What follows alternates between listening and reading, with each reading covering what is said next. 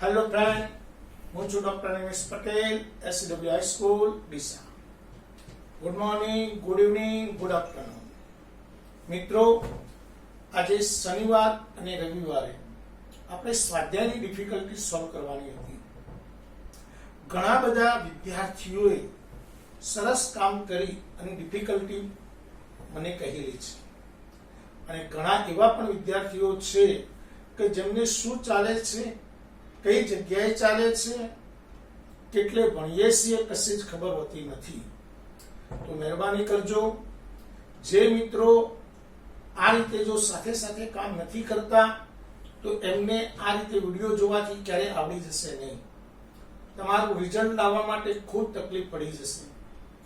તો તમે મારી સાથે હું કહું એ પ્રમાણે જો કામ કરશો તો 100% ઘરે બેઠા બેઠા સારી રીતે કમ્પ્લીટલી અભ્યાસ પૂર્ણ કરી શકશો.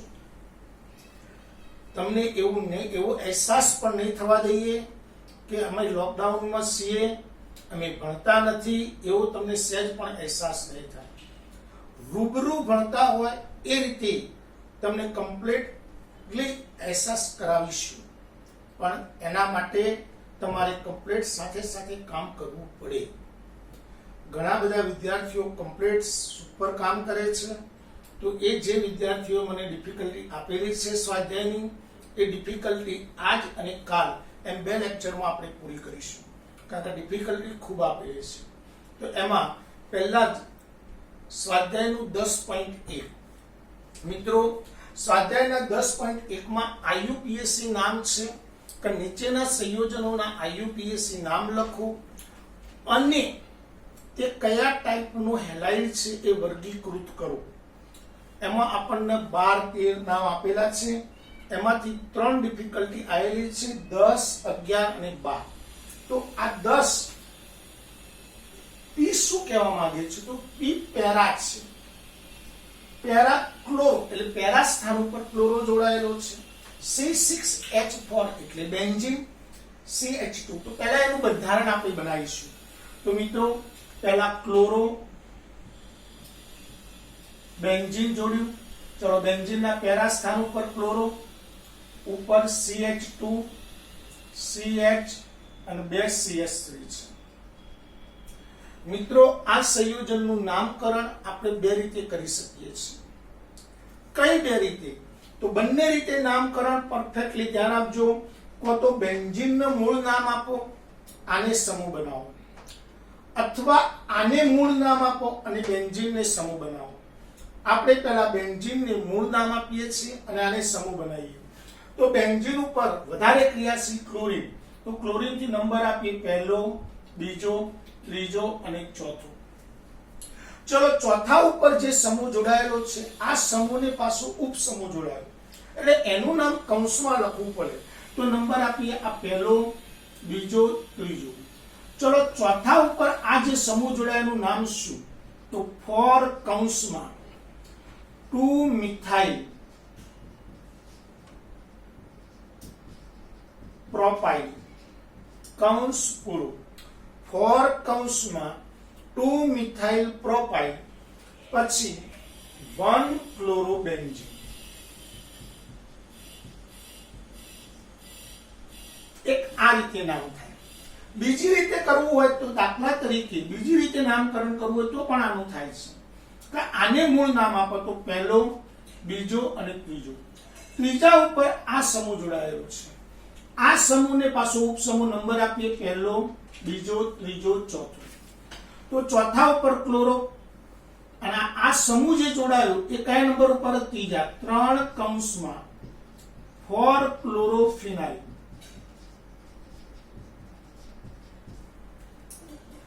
2 મિથાઇલ પ્રોપેન. મિત્રો, આપણે બેન્ઝીનને પણ મૂળ નામ આપી શકીએ અને બેન્ઝીનને સમૂહ તરીકે પણ લઈ શકીએ. બંને રીતે નામ સાચા જ છે, પરંતુ આપણે જે વધારે કાર્બન હોય એ શૃંખલાને મૂળ નામ આપો તો વધુ યોગ્ય છે. એટલે આ બેન્ઝીન વાળું નામ વધુ યોગ્ય કહેવાય. એટલે આખું નામ શું થાય? તો 4 કૌંસમાં 2 મિથાઇલ પ્રોપાઇલ, 1 ક્લોરોબેન્ઝીન. સેમ એ રીતે આનું નામ આપીએ. चलो मेटा, एम એટલે मेटा, चलो बेंजीन, मेटा स्थान ऊपर क्लोरो, चलो आ ऊपर CH2, C,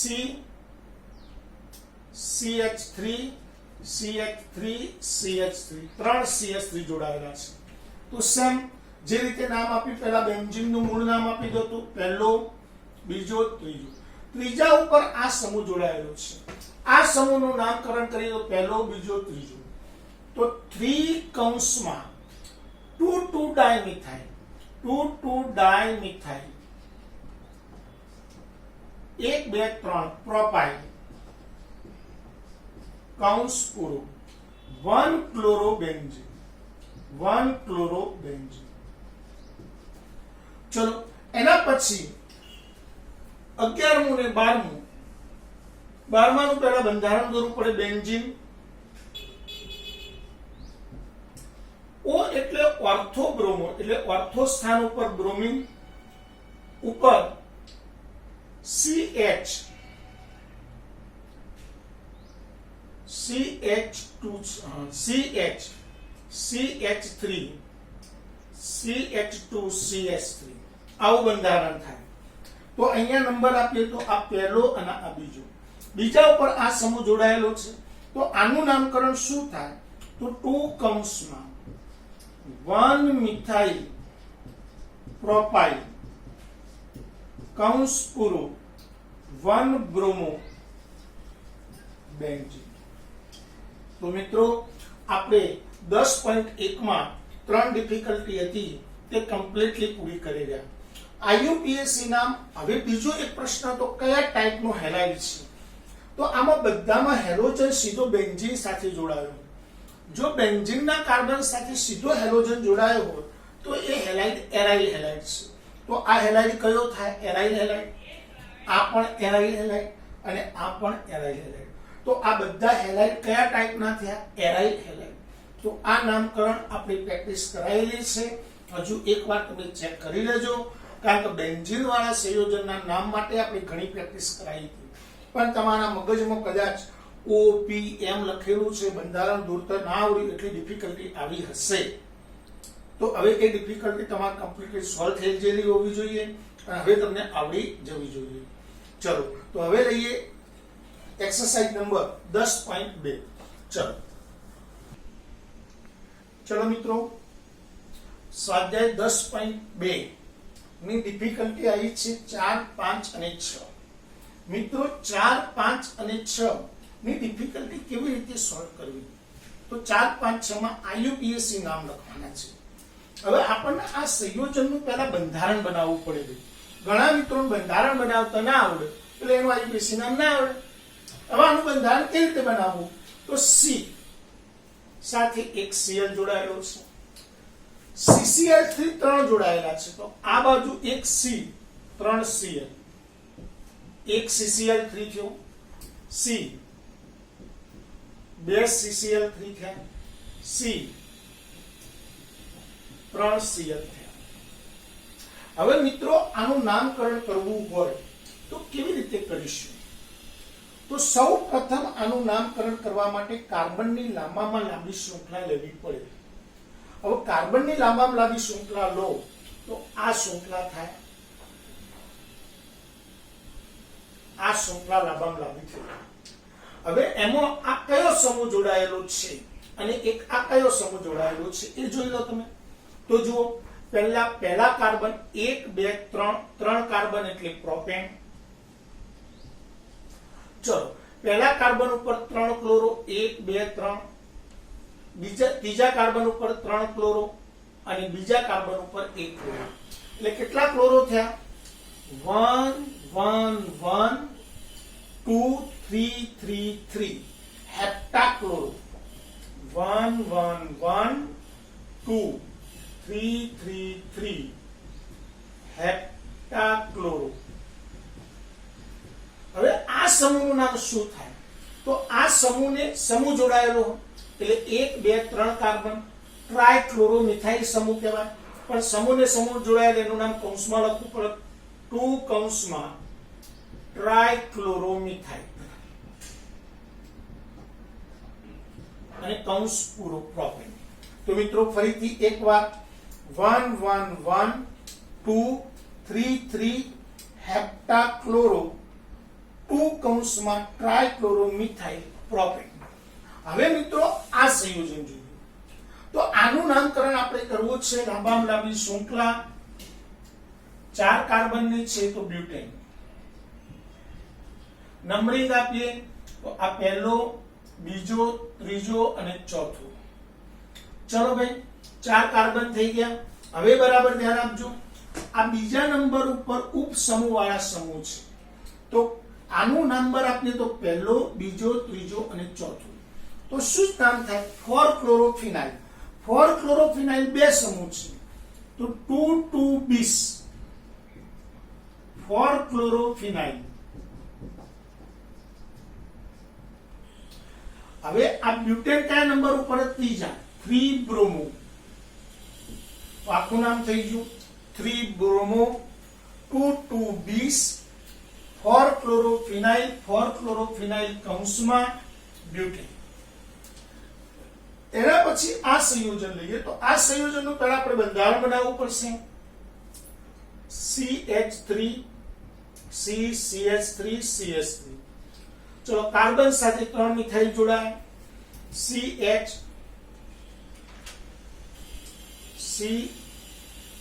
CH double bond C અને Cl અને C6H4 એટલે બેન્ઝીન અને એના I.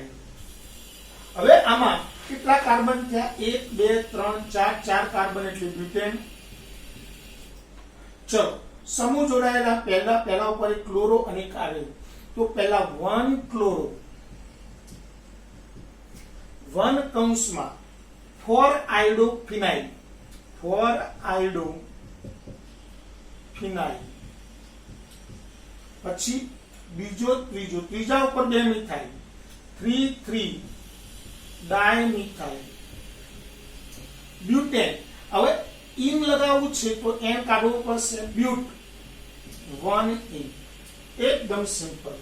1 ક્લોરો 1 કૌંસમાં 4 આયોડોફિનાઇલ 3 3 ડાયમિથાઇલ બ્યુટ 1 ઇન.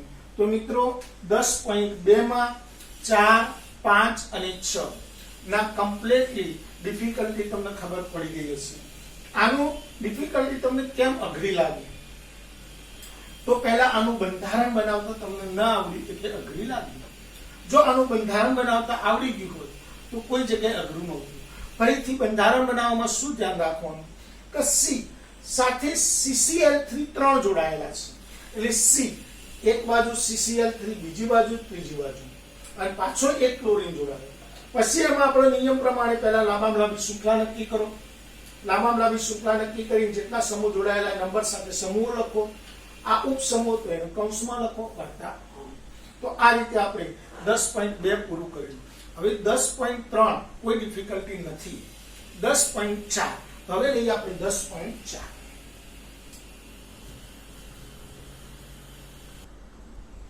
ચલો મિત્રો 10.4 બહુ મસ્ત પ્રશ્ન છે. MCQ પોઈન્ટ છે. નીટમાં 2-3 વખત પૂછાયેલો છે. થોડુંક ધ્યાન આપજો. નીચેના સંયોજનોમાં કોની દ્વિધ્રુવીય ચાક માત્રા વધુ છે? મિત્રો જેટલી ધ્રુવીયતા વધારે એટલી દ્વિધ્રુવીય ચાક માત્રા વધારે.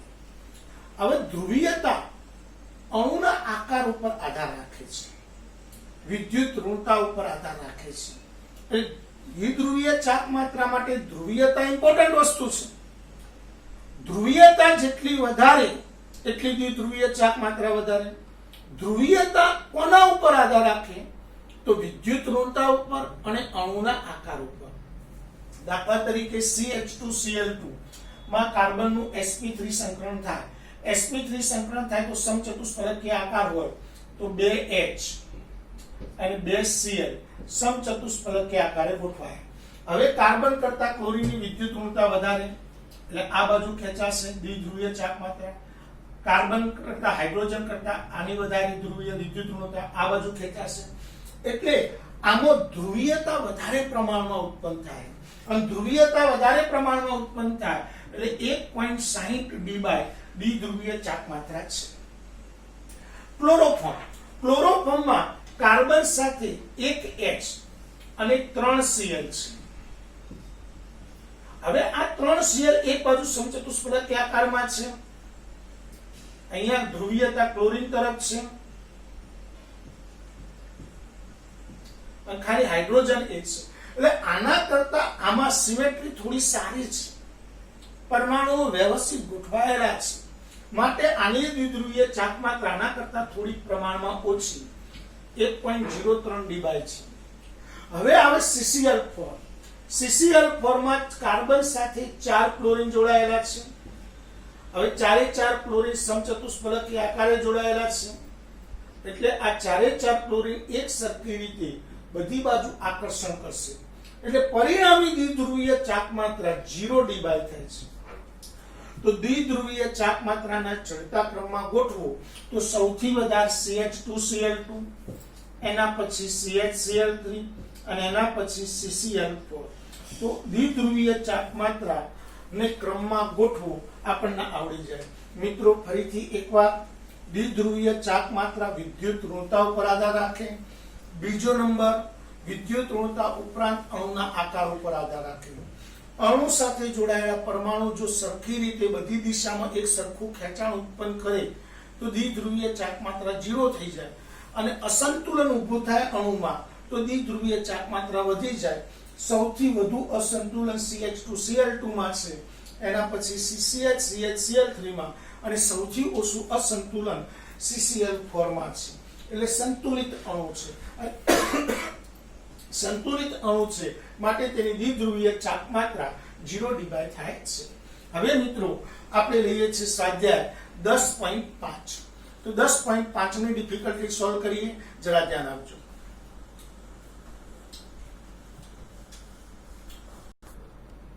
ચલો મિત્રો, સ્વાધ્યાય 10.5 જો સુપર પ્રશ્ન છે અને ડિફિકલ્ટી આપવા વાળા વિદ્યાર્થીને પણ હું સન્માન આપું છું, કારણ કે પ્રશ્ન ઘણીવાર શું થાય મિત્રો, લાગે સહેલો પણ હોય અઘરો.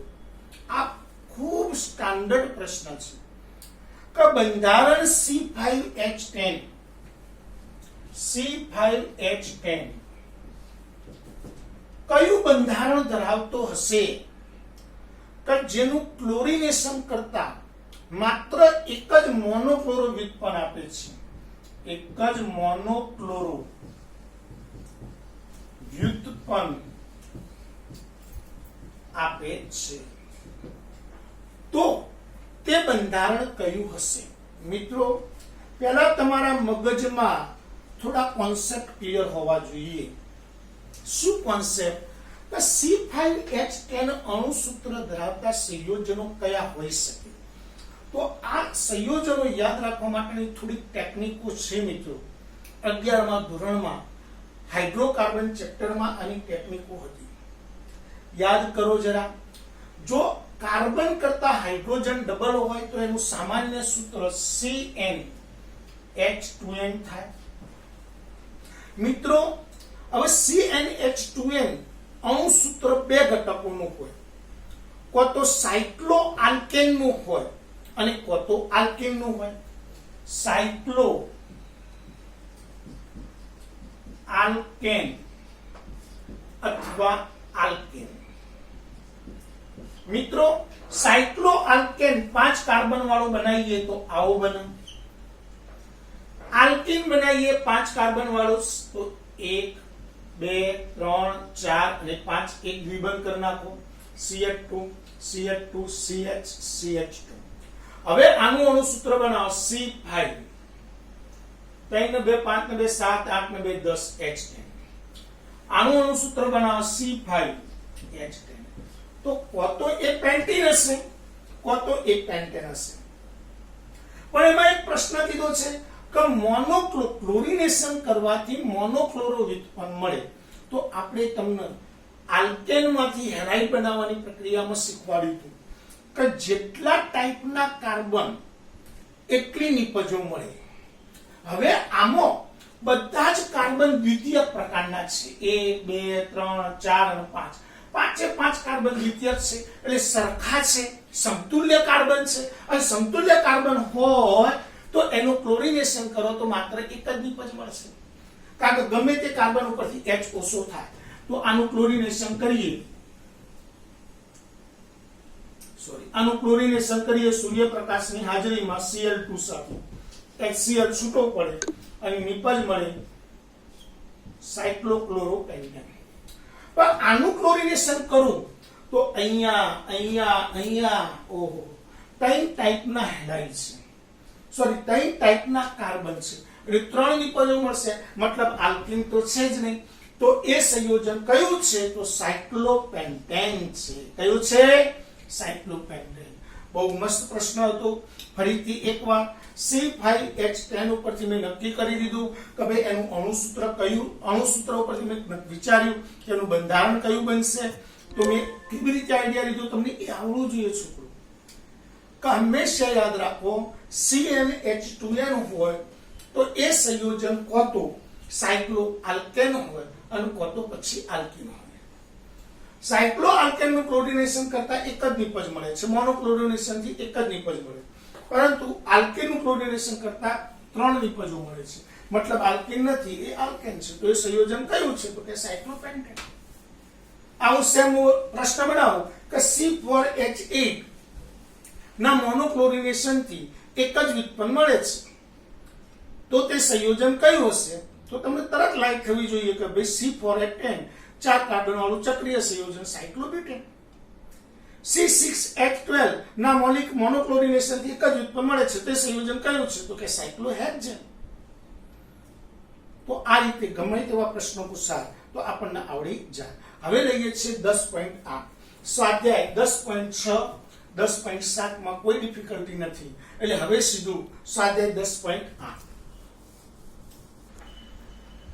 ચલો મિત્રો, ઉભયદંતી કેન્દ્ર અનુરાગી પ્રક્રિયક એટલે શું સમજાવો. ઉભયદંતી કેન્દ્ર અનુરાગી પ્રક્રિયક એટલે શું સમજાવો. સુપર પ્રશ્ન છે મિત્રો, બરાબર ધ્યાન આપજો. આપણે પહેલા તો આના માટે કેન્દ્ર અનુરાગી પ્રક્રિયક સમજવું પડે. ભાઈ કોઈ પણ ઋણ ઘટક અથવા લોન પેર ધરાવતો ઘટક વિસ્થાપન કરીને જોડાતો હોય તો તે કેન્દ્ર અનુરાગી પ્રક્રિયક છે. દાખલા તરીકે OH-, Cn-, NO2-, X- બધા કેન્દ્ર અનુરાગી પ્રક્રિયક છે. હવે મિત્રો, કેન્દ્ર અનુરાગી પ્રક્રિયકમાં જે પરમાણુ ઇલેક્ટ્રોન યુગ્મનું પ્રદાન કરે અથવા બંધથી જોડાય એને કેન્દ્ર અનુરાગી કેન્દ્ર કહેવાય.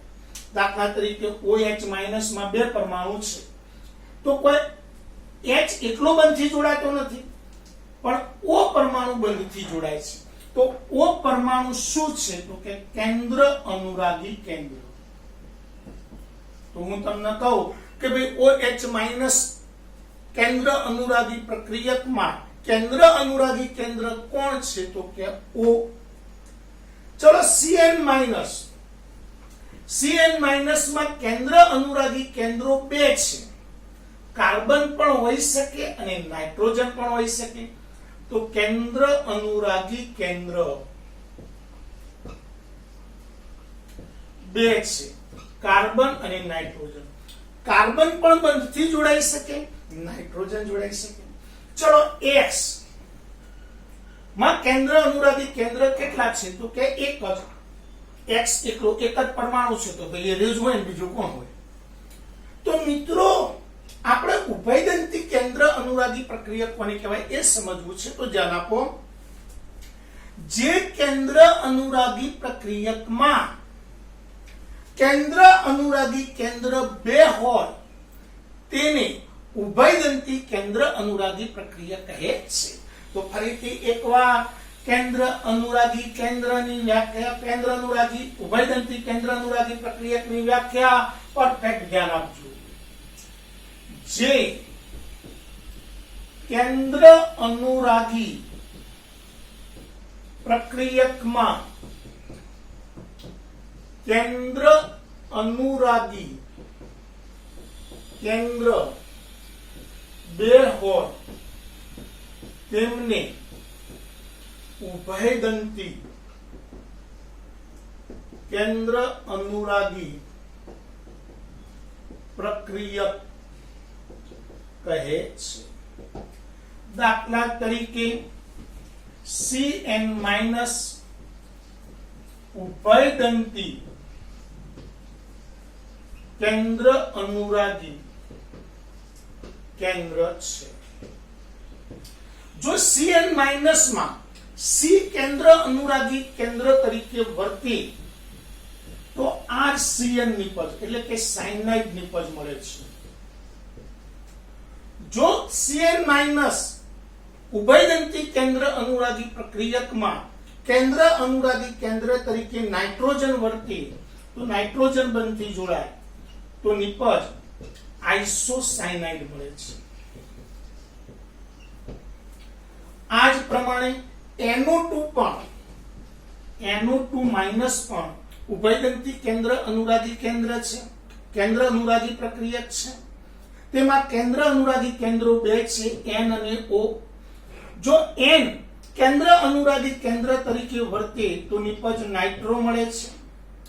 જો O કેન્દ્ર અનુરાગી કેન્દ્ર તરીકે વર્તે તો નિપજ નાઇટ્રાઇટો મળે છે. એકદમ સિમ્પલ અને સોબર છે. ચલો ફરીથી એકવાર, ઉભયદંતી કેન્દ્ર અનુરાગી પ્રક્રિયક એટલે શું? જે કેન્દ્ર અનુરાગી પ્રક્રિયકમાં કેન્દ્ર અનુરાગી કેન્દ્રો બે હોય તેમને ઉભયદંતી કેન્દ્ર અનુરાગી પ્રક્રિયકો કહે છે. Cn- અને NO2- ઉભયદંતી કેન્દ્ર અનુરાગી પ્રક્રિયકો છે. Cn- ઉભયદંતી કેન્દ્ર અનુરાગી પ્રક્રિયક છે. તેમાં કેન્દ્ર અનુરાગી કેન્દ્રો બે છે, કાર્બન અને નાઇટ્રોજન. જો કાર્બન કેન્દ્ર અનુરાગી કેન્દ્ર તરીકે વર્તે તો સાયનાઇડ નિપજ મળે.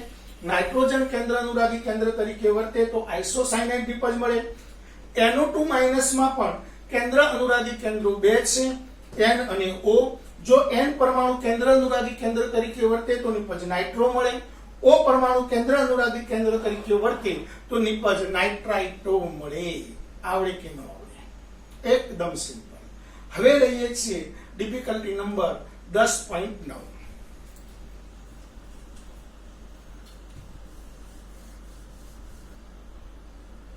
ચલો, તો નીચેની જોડીઓમાં કયું સંયોજન SN2 પ્રક્રિયા OH- સાથે ઝડપી આપે છે? બહુ સિમ્પલ અને સોબર પ્રશ્ન છે. મિત્રો, આપણી પાસે બે ટાઈપની પ્રક્રિયાઓ છે. આ કોન્સેપ્ટ આપણા મગજમાં ક્લિયર કરજો. એક SN1, બીજી SN2. SN1 તૃતીયકથી પ્રાથમિક તરફ જતા ઘટે એટલે તૃતીયકમાં ઝડપી થાય. SN2 પ્રાથમિકથી તૃતીયક તરફ ઘટે એટલે SN2 પ્રાથમિકમાં ઝડપી થાય, SN1 તૃતીયકમાં ઝડપી થાય. એટલે આપણે SN2 જોવાની છે. તો આ બંને સંયોજનો પ્રાથમિક મિથાઇલ છે તો બંને તો સેમ છે. તો હવે તો જેમ હેલોજનનો પરમાણુ ક્રમાંક વધારે એમ પરમાણુ મોટા કદનો હોય તો બંધ નિર્બળ હોય. નિર્બળ બંધ સરળતાથી તૂટે, એટલા માટે એ પ્રક્રિયા ઝડપી આપે. તો બંને SN2 આપે છે, પરંતુ બંનેમાં ઝડપી કોણ આપે? તો ઝડપી CH3I આપે. SN2 કોણ ઝડપી આપે છે? CH3I. શું કારણથી? તો હેલોજન મોટા કદનો છે એટલે. ચલો, હવે બીજું જોડી છે. આ બે સંયોજનો છે. આ બે સંયોજનોમાં કોણ SN2 ઝડપી આપશે? તો આ હેલાઇડ કયા ટાઈપનો છે? કે તૃતીયક હેલાઇડ છે. હેલોજન ધરાવતો કાર્બન 3 સાથે જોડાયેલ તૃતીયક છે. આ મિથાઇલ છે, જે પ્રાથમિક જેવો છે, મિથાઇલ હેલાઇડ કહેવાય. ચલો, હવે આ બંનેમાં SN2 સમ ઝડપી થાય. સિમ્પલ, આપણને યાદ છે કે પ્રાથમિક તરફ ઝડપથી થાય તો મિથાઇલ SN2 પ્રક્રિયા ઝડપી આપે છે, SN1 ધીમી આપે છે. તો આ બંનેમાં SN1 કોણ ઝડપી આપે? તો કે તૃતીયક. SN2 કોણ ઝડપી આપે? તો ક્લોરોમિથાઇલ અથવા મિથાઇલ ક્લોરાઇડ. એકદમ સિમ્પલ અને સોબર. હવે લઈએ છીએ 10.10. સ્વાધ્યાય 10.10. ચલો મિત્રો, સ્વાધ્યાય 10.10 રિએક્શન છે મિત્રો, પ્રક્રિયા છે. હવે આવા પ્રશ્નો સોલ્વ કરવા માટે તમારા મગજમાં બધી જ પ્રક્રિયાઓ કમ્પ્લીટ સેટ હોવી જોઈએ. આપણે હેલાઇડ સંયોજનો ચેપ્ટરમાં બધી થઈને લગભગ 35 થી 38 પ્રક્રિયાઓ છે. હેલાઇડની બનાવટની પ્રક્રિયાઓ, CX બંધ તોડવાની એટલે કે વિસ્થાપન પ્રક્રિયાઓ, એરાઇલ હેલાઇડની પ્રક્રિયાઓ, એરાઇલ હેલાઇડની ઇલેક્ટ્રોન અનુરાગી વિસ્થાપન પ્રક્રિયાઓ, બધી થઈને 30-38 જેટલી પ્રક્રિયાઓ થાય. એ બધી પ્રક્રિયાઓ યાદ હોવી જોઈએ. આ સ્વાધ્યાય 10.10 બહુ સુપર પ્રશ્ન છે, પણ આમાં પ્રક્રિયકો બદલી નાખ્યા છે. એ આપણો કોન્સેપ્ટ છે. આ કોન્સેપ્ટ આપણે પકડવાનો છે, કારણ કે નીટમાં આવા ફેરવી પૂછાશે. ધ્યાન આપજો.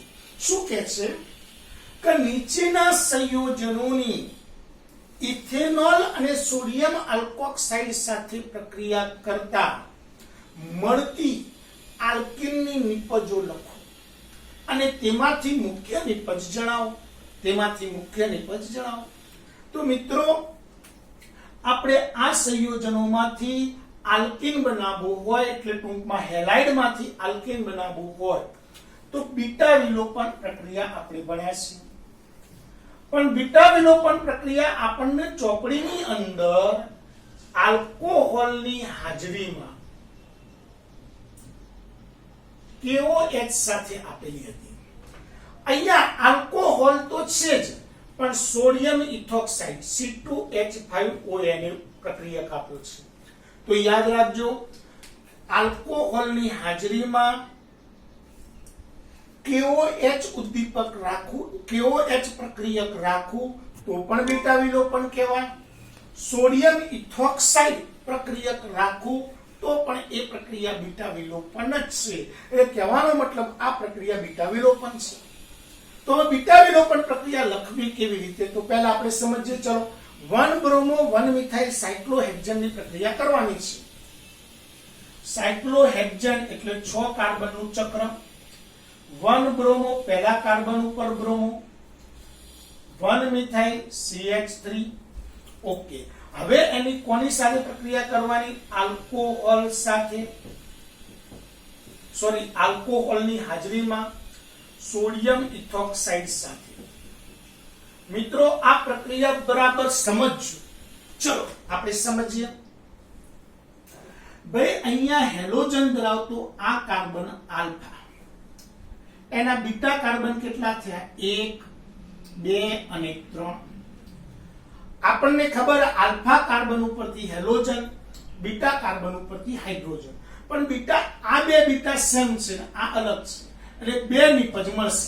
ચલો, કઈ કઈ બે નિપજ મળી? ચલો, હું આને બીટા ગણું તો કઈ નિપજ મળી? ધ્યાન આપજો. અહીંયાથી Br જો, એટલે વધ્યું શું? ખાલી CH3. અહીંયાથી H જો, અને વચ્ચે બની જો ડબલ બોન્ડ. એક આ નિપજ મળી. ટણી. ચલો કે સાહેબ આ બધું જીવ છો, તો Br Na સાથે જોડાય, NaBr છૂટો પડ્યો. H C2H5 સાથે જોડાય, C2H5OH છૂટો પડ્યો. ચલો, કદાચ હું આને બીટા ગણું તો કઈ નિપજ મળે? જુઓ, આને બીટા ગણું, અહીંયાથી Br NaBr છૂટો પડ્યો, અહીંયાથી H2, તો શું નિપજ મળી? અહીંયા CH2 ડબલ બોન્ડ. તો આ બે નિપજ મળી. હવે આ બે નિપજમાંથી મુખ્ય નિપજ કઈ? મુખ્ય નિપજ પાસે લખવાની. તો મિત્રો, આજ આપણા મગજમાં કમ્પ્લીટ સેટ કરવાનું છે કે આપણે એના માટે જેટ્સનનો નિયમ ભણ્યા હતા, યાદ કરો. જેટ્સને શું કહ્યું હતું કે મળતી આલ્કીન નિપજોમાં વધુ સંખ્યામાં આલ્કાઇલ ધરાવતો હોય એ નિપજ વધુ થાય. ચલો, આ કાર્બન જોડે એક આલ્કાઇલ છે, આ નથી. ચલો, આ કાર્બન જોડે એક પણ આલ્કાઇલ આ સંયોજનમાં નથી, તો મુખ્ય નિપજ આ છે, મુખ્ય નિપજ. ચલો, same 2 chloro 2 methyl butane, 1 2 3 4 carbon butane, બીજા કાર્બન ઉપર ક્લોરો, CH3 CH2 CH3. ચલો ભાઈ, આલ્કોહોલની હાજરીમાં C2H5ONA સાથે પ્રક્રિયા કરીએ ચલો ભાઈ, આ હેલોજન ધરાવતું આ કાર્બન આલ્ફા, આ બે બીટા.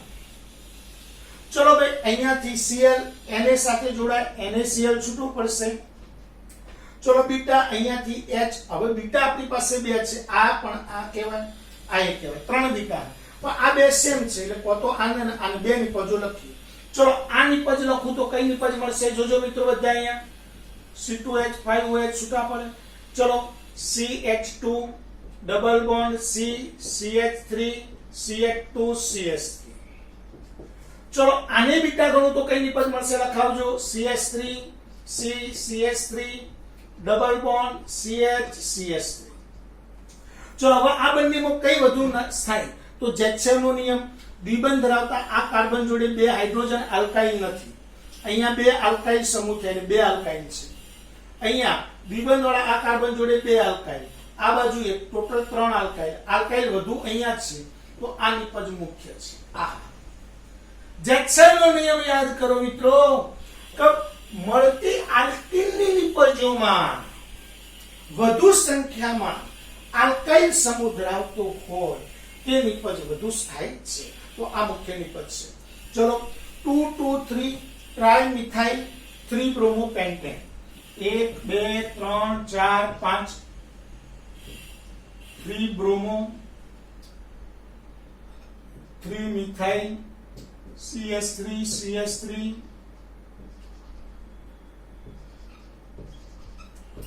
ચલો આની આલ્કોહોલની હાજરીમાં C2H5ONA સાથે પ્રક્રિયા કરો તો આપણે સિમ્પલ છે.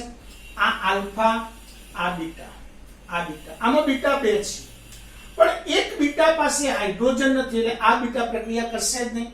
આ જ બીટા કરશે એટલે આમાં એક જ નિપજ મળશે. શું નિપજ મળશે? ચલો આને આલ્ફા ગણું, આને બીટા, તો NaBr C2H5OH છૂટો પડે તો નિપજ મળશે CH3 C CH3 CH3. પછી શું થાય? તો C CH3 double bond CH CH3. આમાં મુખ્ય નિપજ ગણો, ગૌણ નિપજ ગણો, એક જ મળે છે એટલે આ જ મુખ્ય કહેવાય. તો મિત્રો આપણે અહીંયા કોન્સેપ્ટ એ છે કે આલ્કોહોલની હાજરીમાં સોડિયમ આલ્કોક્સાઇડ સાથે પ્રક્રિયા કરીએ છીએ તો એ પ્રક્રિયા કઈ થવાની છે? બીટા વિલોપન. હા, જો અહીંયા હેલોજન પ્રાથમિક ટાઈપનું હોય તો અહીંયા ઈથર બની જશે, બીટા વિલોપન નહીં થાય. એ આપણે આલ્કોહોલ ફિનોલ ઈથર ચેપ્ટરમાં ડિટેલમાં ભણવાના છીએ, એ વખતે તમને ક્લિયર થઈ જશે. પણ હાલ પૂરતું અહીંયા બધા આલ્કોહોલ દ્વિતીયક અને તૃતીયક ટાઈપના છે એટલા માટે અહીંયા જે નિપજ મળવાની છે એ બીટા વિલોપન જ મળવાની છે, આલ્કીન જ મળવાની છે. તો આ આપણા મગજમાં કમ્પ્લીટ 10.10 થઈ જાય. જો મિત્રો હજુ ઘણા મિત્રોએ સ્વાધ્યાયમાં ડિફિકલ્ટીઓ નથી આપી, એનો મતલબ એ થયો કે એ મિત્રો મારી સાથે ચાલતા નથી, કો તો પછી એ ખૂબ હોશિયાર છે, એમને આખું સ્વાધ્યાય આવડે છે. અને હું માનું છું ત્યાં સુધી મિત્રો જો તમને આખું સ્વાધ્યાય આવડી જાય તો એમ જ કહેવાય કે તમે નીટ ક્વોલિફાઈડ જ છો, તમે ખૂબ હોશિયાર છો, તમારે ભણવાની જરૂર નથી. આખું સ્વાધ્યાય તમે ઊંચાથી બરકાઈ જશો તો પણ નહીં આવડે. એ ડિફિકલ્ટી આવવી જ જોઈએ અને આવે જ. હા, અમુક 4-5 વિદ્યાર્થીને બાદ કરતા ડિફિકલ્ટી ઓછી આવે પણ આવે તો ખરી જ, કારણ કે સ્વાધ્યાય ખૂબ ટફ બનાવેલું છે. મિત્રો જો તમે સ્વાધ્યાય કમ્પ્લીટ કરી લીધું તો હું તમને ગેરંટી મારું છું કે નીટમાં તમારે કોઈ પણ ચેપ્ટરનું જેનું સ્વાધ્યાય કમ્પ્લીટ છે એ ચેપ્ટરનું માર્ક્સ ન જાય. જેના કોયડા લખાણ સંબંધિત પ્રશ્નો અને સ્વાધ્યાય કમ્પ્લીટ છે એની નીટ માટે એક્સ્ટ્રા તૈયારી કરવાની કોઈ જરૂર નથી, હું તમને ગેરંટી આપું છું. પણ ના, તમારે એવું નથી કરવું. તમારે જુદી જુદી ચોપડીઓ લાવવી છે, તારે સાબિત કરવું છે કે હું જો નીટ ભણું છું. ભાઈ, પહેલાનો સમય અલગ હતો, હાલનો સમય અલગ છે. પહેલા આપણે ગુજરાત બોર્ડનો સિલેબસ, NCERT નો સિલેબસ ડિફરન્ટ હતો, એટલા માટે આપણે ગુજરાત બોર્ડ ભણ્યા હોય તો NCERT ભણવું પડે, એટલા માટે નીટ એક્સ્ટ્રા ભણવું પડતું હતું. હવે આપણે નીટનો સિલેબસ એ જ NCERT નો સિલેબસ છે, નીટ માટે કોઈ એક્સ્ટ્રા હોતું નથી. ખોટા કોઈ ભરમાવે ભરમાશો નહીં, શાંતિથી કામ કરો અને સારા ટકા લાવો. જય હિન્દ, જય ભારત.